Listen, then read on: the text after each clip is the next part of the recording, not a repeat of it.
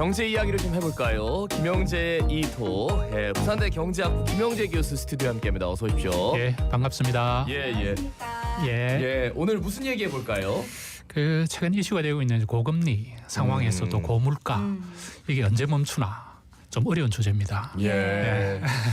2022년 초부터 시작된 미국의 금리 인상 그리고 고물가, 고금리 계속 지속되면서 고금리의 부작용과 폐해가 경제 전반으로 확산되고 있다. 이런 이야기들이 참 심심치 않게 들려옵니다. 구체적으로 어느 정도이죠? 그렇죠. 그 이 톡에서도 한두 차례 말씀을 드렸었는데, 네네.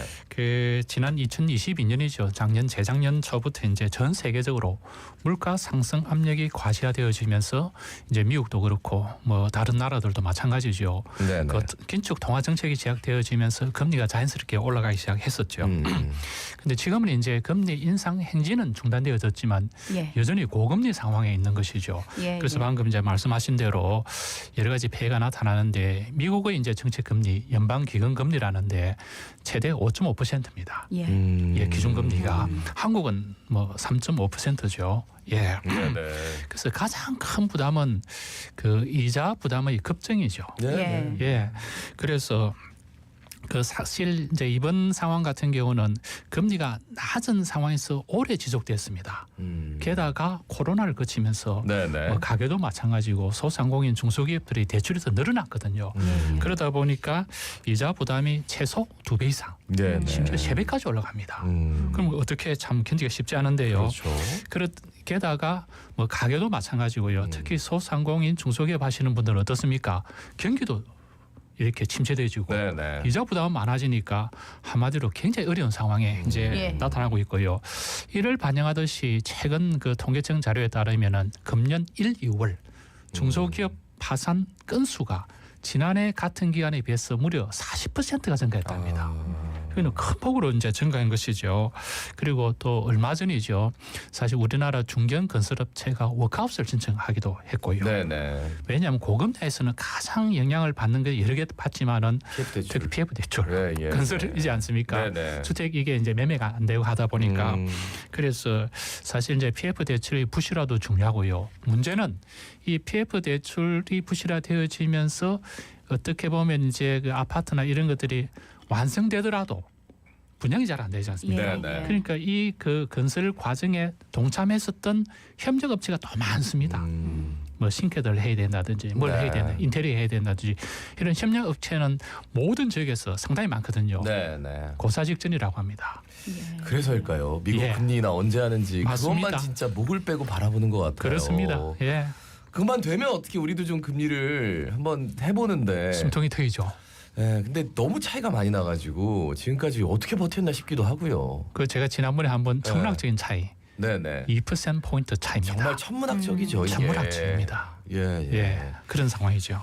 예, 긴축적인 통화 정책으로 금년 들어 물가가 안정화되고 있다고 하는데 최근 물가가 다시 이슈화되고 있고 물가가 많이 오른다는 느낌이 많이 드는데 그렇습니다. 네, 말씀해 주실까요? 그 사실 물가가 높았을 때는 이제 뭐 한 6에서 8% 굉장히 높았었죠. 이거는 어떻게 보면 굉장히 높은 걸로 봐야 되는데 어쨌든 그 긴축 통화 정책으로 이제 금리가 높아지면서 물가가 가장 안정화됐었죠. 그래서 3 내지는 한 뭐 5% 되어졌었는데 최근에 이 물가 다시 이제 꿈틀꿈틀 올라가기 시작하는 거죠. 그 왜 그런가? 이번엔 크게 이제 3가지 요인이 있습니다. 첫 번째는 뭐 TV 틀면은 이 뉴스가 나오더라고요.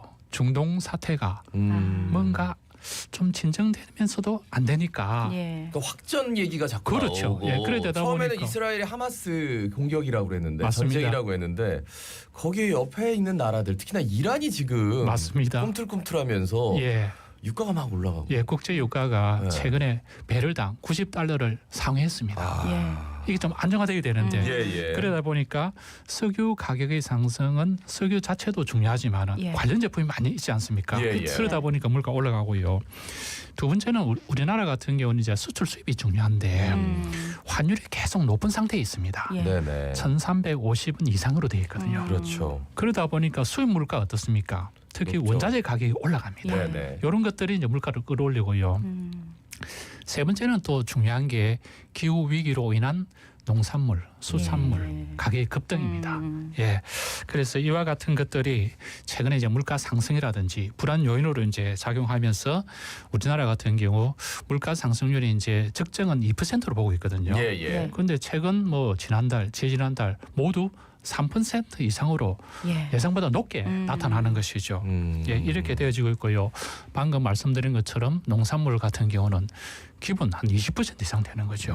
특히 이슈가 되었던 사과, 배는 무려 80% 이상입니다. 그러니까 기후 때문에 그렇죠. 작황이 좋지 않아요. 그런데 맞습니다. 예. 기름값 올라가고, 그렇죠. 원자재값 올라가고, 그러니까 세 가지 요인이 그러니까 이것 지금 때문에 뭐 다 종합적으로 물가가 내려갈 만한 요인이 아무것도 없는 것 같은 그런 느낌이 그러니까 있어요. 금리 인하를 지금 절실히 기다리고 금리 인하만 그냥 미국 연방준비제도 이사회 거기만 그냥 계속 보고 있는 거네요. 예.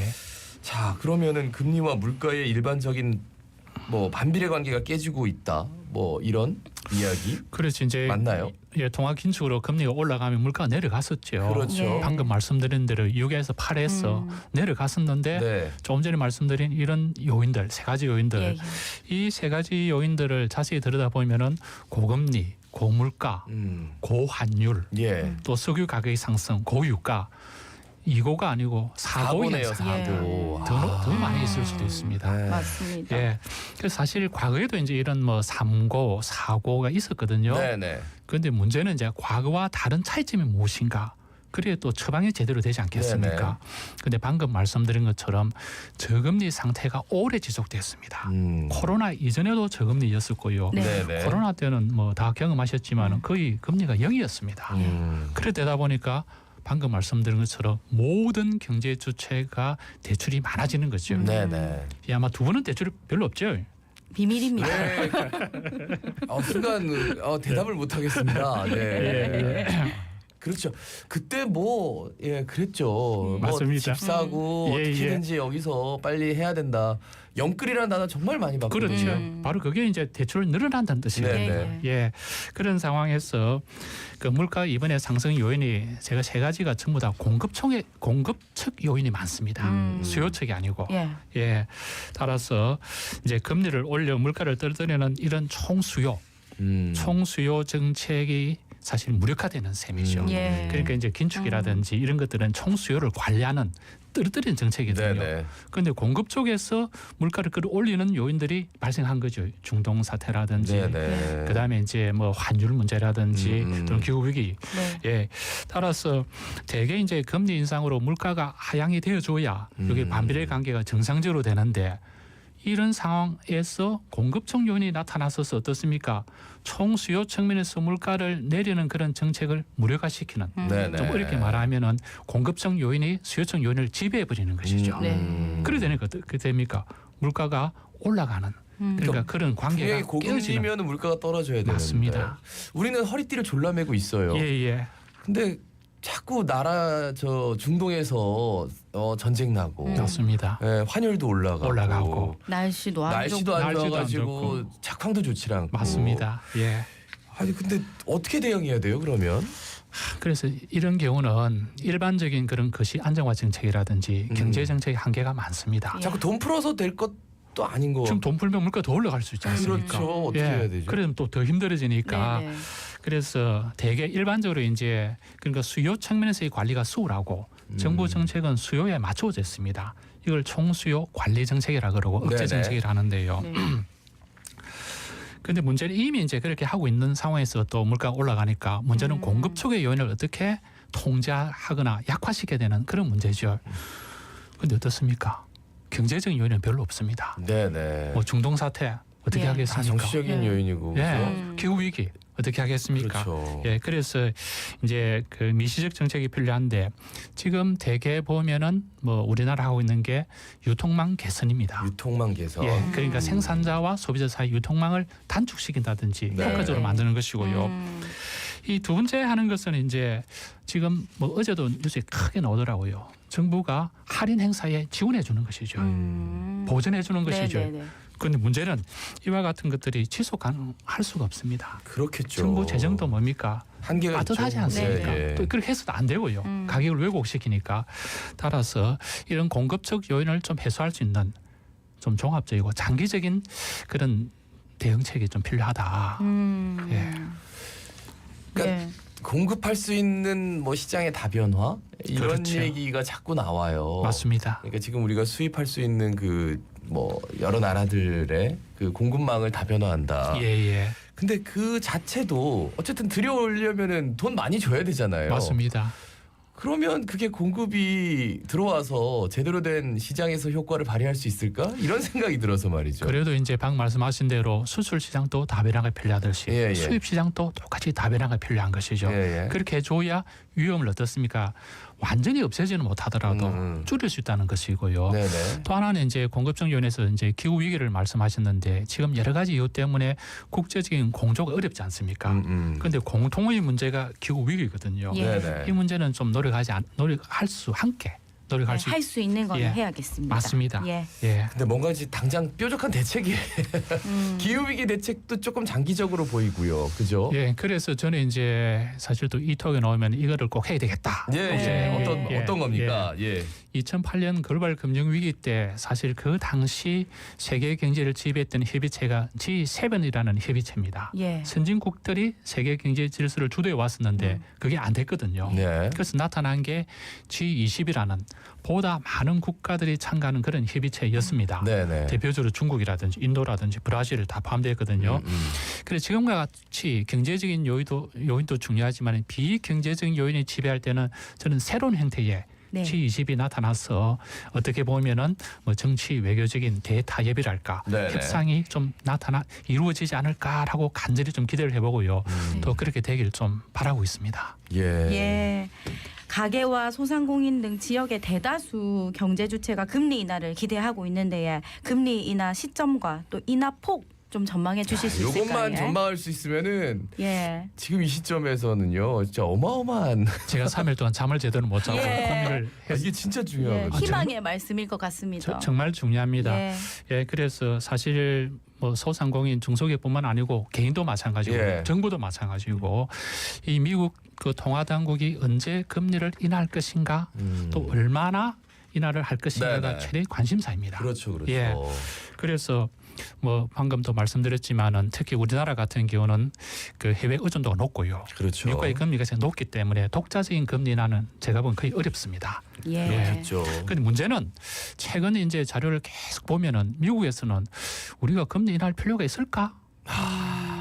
왜냐하면은 지난번에 말씀드렸었는데 미국에서 금리 조정의 이유는 크게 두 가지입니다. 첫 번째는 물가고요. 두 번째는 고용 사정인데 물가가 올라가려고 미국에서도 꿈틀꿈틀거리니까 물가가 올라가니까 어떻습니까? 금리를 내리면 안 되는 거죠. 그렇죠. 물가 올라가면 두 번째는 이제 고용 사정입니다. 미국의 고용 사정은 좋잖아요. 좋습니다. 우리 앵커께서 말해 좋습니다. 그럼 물가는 올라가려고 하고 고용은 좋으니까 좋고. 왜 굳이 미국이 금리를 내려야 되는가? 이런 발언이 지금 여러 곳에서 나오고 있습니다. 아니 그리고 자 작년 한 11월만 해도 연방준비제도 그 파월 그분이 의장 맞습니다. 나오셔가지고 마치 올 초에는 내릴 것처럼 시사하는 얘기를 했습니다. 은근히 풍겨가지고 근데 갑자기 올 초에는 그런 거 없어. 하반기에는 내릴까? 거기에 대해서도 믿음이 안 가더라고요. 그러다 보니까. 맞습니다. 그래서 사실 이제 이런 그 방금 말씀 예고를 했거든요. 지난해 말 금년 초 사실 지난번 통화정책도 이야기를 했습니다.